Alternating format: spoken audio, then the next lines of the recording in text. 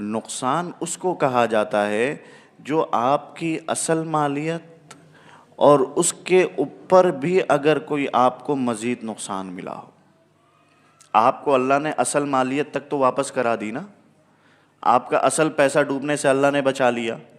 ایک چیز آپ نے 200 روپے کے لیے, مارکیٹ ویلیو اس کی 300 روپے ہے, اگر آپ نے اس کو 280 میں 250 میں بیچا, بتاؤ یہ نقصان ہے؟ لیکن ہمارا ذہن ایسا ہو گیا, ٹھیک ہے ہم نے بجلی کا بل بھی ادا کرنا ہے, کرایہ بھی دینا ہے, دائیں بائیں کے جو ہمارے بجٹ آنے جانے کے ہیں وہ بھی ہمیں نکالنا ہے, لیکن ایسا نہ ہو کہ ان الفاظوں کے ذریعے اللہ پاک جو برکتیں نازل کر رہے ہیں وہ بھی اٹھ جائے. ہمارے دفتر ختم نبوت میں ایک ساتھی آئے, محمد آصف قریشی, وہ ان کا حال ہمیں معلوم ہے, دیکھتے ہیں ہم ان کو. اس حال میں بھی ہم نے ان کو دیکھا کہ ان کی دکان بند کر دی گئی, ان کی دکان بند کر دی گئی. اس حال میں بھی وہ آتے تھے, جب ان سے کوئی سوال کرتا تو وہ کہتے تھے الحمدللہ, اللہ کا بہت شکر ہے, اللہ نے کسی کا محتاج نہیں بنایا. وہ یہ جملہ کہتے تھے کہ اللہ کا بہت شکر ہے کہ اللہ نے کسی کا محتاج نہیں بنایا. 4-5 دن پرانی بات ہے, ان کے فون پر دلی خواہش پر ہم ان کے یہاں گئے تو الحمدللہ اتنا تھا کہ ان سے ملنے کے لیے ہمیں بھی 10 منٹ انتظار کرنا پڑا. اللہ دیتا ہے, دیتا ہے. حضرت طوفانی صاحب رحمۃ اللہ علیہ فرماتے تھے کہ خدا کی قسم جب بھی حج اور عمرے میں گیا میں نے اللہ سے روٹی نہیں مانگی. حضرت رحمۃ اللہ علیہ فرماتے تھے کہ میں نے اللہ سے کیا نہیں مانگی؟ روٹی نہیں مانگی. حضرت کا جملہ ہے, حضرت کا جملہ نقل کرتا ہوں. حضرت کہتے تھے روٹی تو اللہ پاک کتے کو بھی دیتے ہیں. حضرت کا جملہ ہے, حضرت فرماتے ہیں روٹی تو اللہ پاک کتے کو بھی دیتا ہے.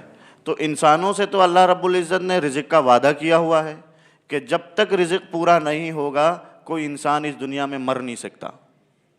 کہنے لگے ہم پاگل ہیں, بے وقوف ہیں کہ اللہ سے جس کا وعدہ اللہ نے ہم سے کیا ہم اسی کے پیچھے لگے رہے.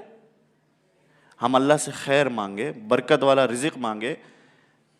حضرت یہ فرماتے تھے کہ رزق کا وعدہ اللہ نے کیا ہوا ہے, لیکن اس کے پیچھے اتنا پڑ جانا کہ ہم اپنے دینی فریضے کو بھی بھول جائے, یہ اللہ رب العزت کسی صورت برداشت نہیں کریں گے. تو ہمارے ذمے 3 کام ہمارے بزرگوں نے لگائے, ہمارے بڑوں نے لگائے, ہمارے اکابرین نے لگائے. بیان کتنے بجے ختم ہوتا ہے؟ 5 منٹ اوپر ہو گئے. اگلی نشست میں بات کریں یا ابھی کر دوں؟ پھر بعد میں کمیٹی سے, امام صاحب سے ناراضگی تو نہیں ہوگی آپ لوگوں کی کہ مولوی صاحب ایسا بنایا تھا, جمہوری انداز میں انہوں نے وقت مانگ لیا, منع بھی نہیں کر سکے اور وہ بات بھی اپنی پوری کر گئے اور ہمارے کو تاخیر ہو گئی. ایسا تو نہیں ہوگا نا انشاءاللہ. اللہ رب العزت آپ کی محبتوں کو قبول کرے جی. تو ہمارے ذمہ 3 کام ہیں. نمبر 1 اسلام کی دعوت کو عام کرنا. نمبر 1 بولو بھائی, اسلام کی دعوت کو عام کرنا, دین کے پیغام کو عام کرنا, دین کی ترویج کے لیے اپنے آپ کو مصروف رکھنا, تحفظ ختم نبوت کے کام سے اپنے آپ کو وابستہ رکھنا. پتہ نہیں میں نے گزشتہ نشست میں بات سنائی تھی کہ نہیں سنائی. ولی کامل حضرت حاجی عبدالوہاب صاحب رحمۃ اللہ علیہ کے یہاں جب حاضری ہوئی ہماری, تو بھائی فہیم اس وقت ہوا کرتے تھے, وہ جو آج کل مولانا فہیم صاحب ہیں جن کے بیانات ہوتے ہیں, اس وقت ہم ان کو بھائی فہیم کہتے تھے. میرے ساتھ تعلق بنا تھا کہ حافظ عبدالرشید صورتی صاحب رحمۃ اللہ علیہ جو کراچی تبلیغی جماعت کے امیر تھے, الحمدللہ مجھے شرف حاصل ہے کہ میں نے ان کی شاگردی اختیار کی. میرے حفظ کے استاد وہ ہیں, تو اس وجہ سے مجھے اکابرین کے قریب رہنے کا بہت موقع ملا. اللہ رب العزت ہمارے استاد جی رحمۃ اللہ علیہ کی مزید درجات میں بلندی نصیب فرمائے. تو حاجی صاحب رحمۃ اللہ علیہ سے بھائی فہیم صاحب نے پوچھا کہ حضرت تحفظ ختم نبوت کا کام تو ہماری جماعت بھی کر رہی ہے, ہم کر رہے ہیں ختم نبوت کا کام, تو مستقل اس جماعت کو بنانے کی کیا ضرورت پیش آئی؟ کس جماعت کو؟ عالمی مجلس تحفظ ختم نبوت، یہ نام یاد رکھیں۔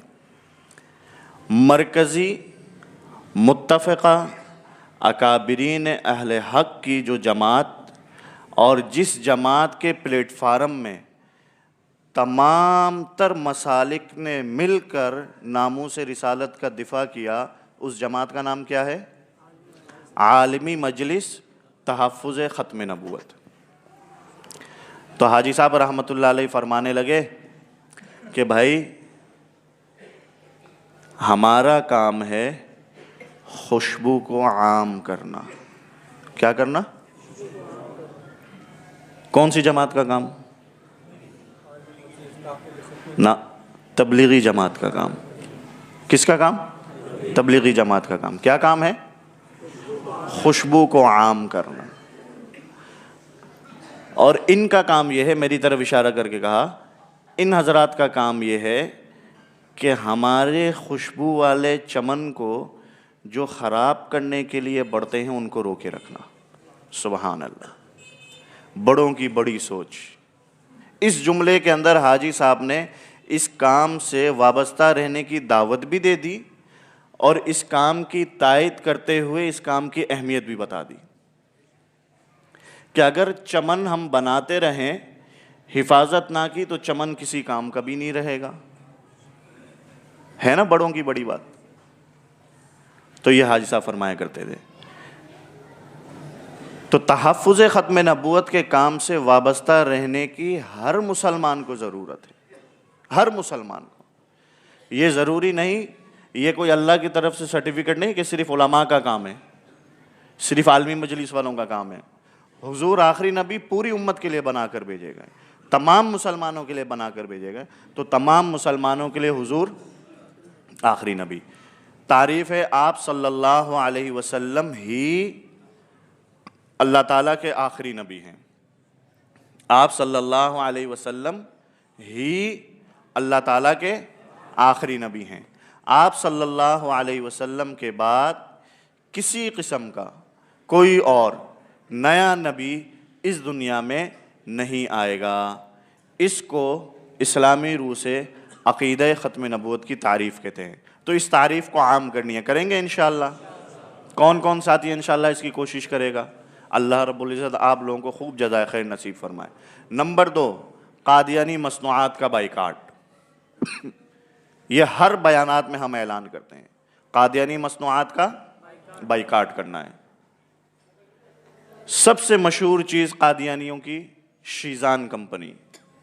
کون سی کمپنی؟ آپ کا یہ لیاری بھرا پڑا ہے شیزان کمپنی سے۔ کوشش کریں خود بھی بچیں، اپنے مسلمان ساتھی کو بھی بچانے کی فکر کریں، اپنے گھروں میں پابندی لگائیں کہ بھائی شیزان کمپنی کی چیز میرے گھر میں نہیں آنی چاہیے۔ مشموم کمپنی پانی کی بوتل، مشموم، پابندی لگائیں کہ بھائی مشموم کمپنی کی بوتل ہمارے گھر میں نہیں آنی چاہیے۔ یونیورسل اسٹیبلائزر، بجلی کنٹرول کرنے والی مشین، آپ خود کیونکہ وہ گھروں میں لے کے آتے ہیں تو اس لیے آپ عہد کریں کہ وہ نہیں لے کے آئیں گے۔